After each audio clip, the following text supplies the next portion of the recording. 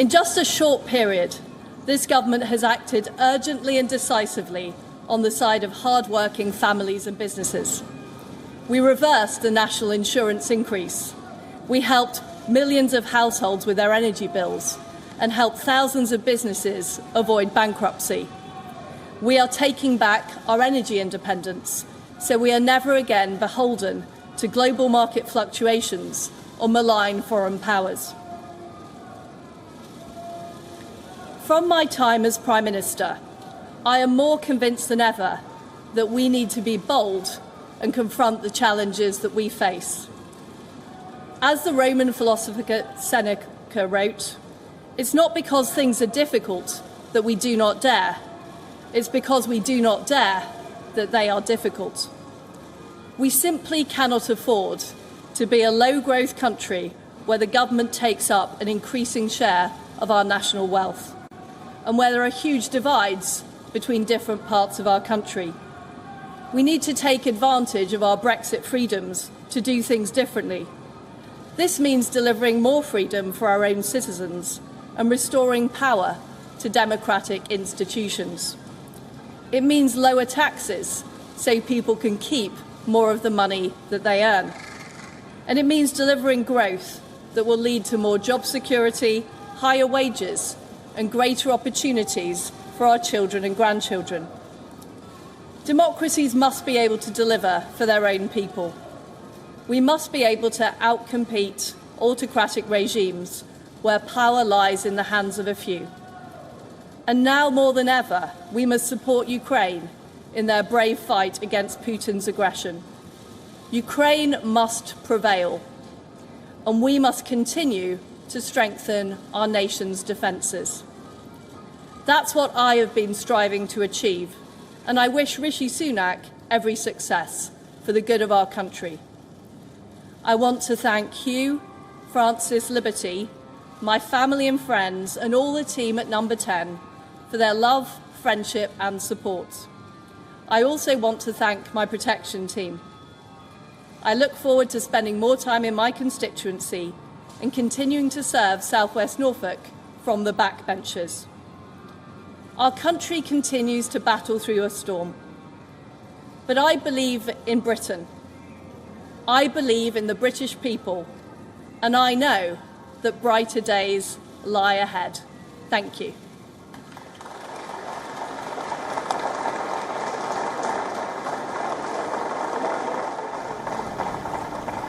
That is the outgoing UK Prime Minister Liz Truss giving a farewell speech after chairing cabinet for the final time as Prime Minister. The shortest-serving Prime Minister in the United Kingdom history will then go to see the King at Buckingham Palace to formally give her resignation. Rishi Sunak will then also go to meet King Charles, who will invite him to form the next government. The new Prime Minister will make his own statement around 11:30 local time as he arrives at number 10 Downing Street. Sunak will be UK's third leader in 7 weeks after winning a Tory leadership contest triggered by Liz Truss's resignation. Again, this is live in London, and the outgoing Prime Minister Liz Truss has given her farewell speech after chairing cabinet for the final time as Prime Minister.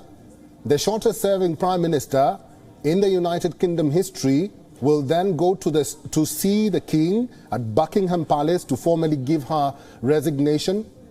Rishi Sunak, the incoming Prime Minister, will then also go to meet King Charles, who will invite him to form the next government. The new Prime Minister will make his own statement around 11:30 local time as he arrives at number 10 Downing Street. Our correspondent Alex Aizat is joining us on the line to give us an update of this. Alex, what do we expect next?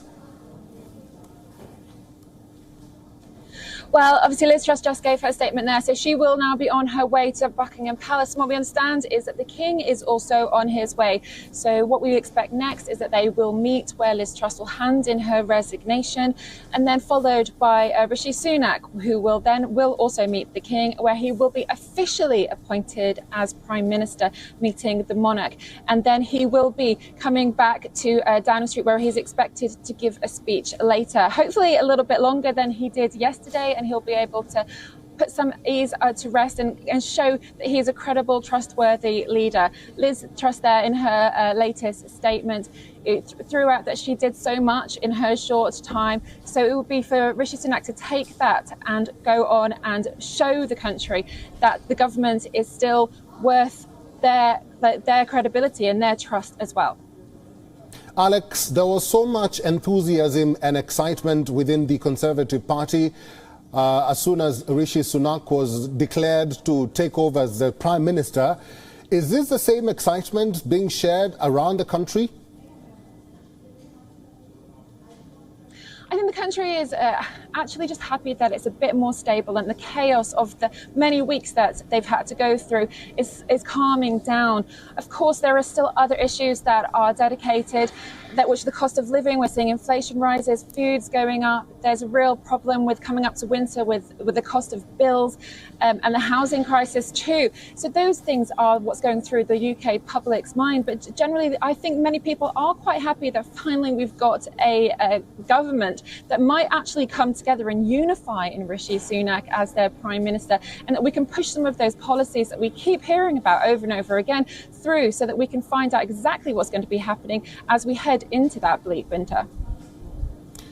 That is our correspondent live in London, Alex Aizat. Thank you very much for that. If you're just joining us, Liz Truss, the outgoing Prime Minister of the United Kingdom, has just given her farewell speech. She's now headed to Buckingham Palace to meet the King and offer her resignation. And then Rishi Sunak will follow her and meet the King and then head to number 10 Downing Street, where he's supposed to give his first speech as the new Prime Minister of United Kingdom. You are watching WION World is One.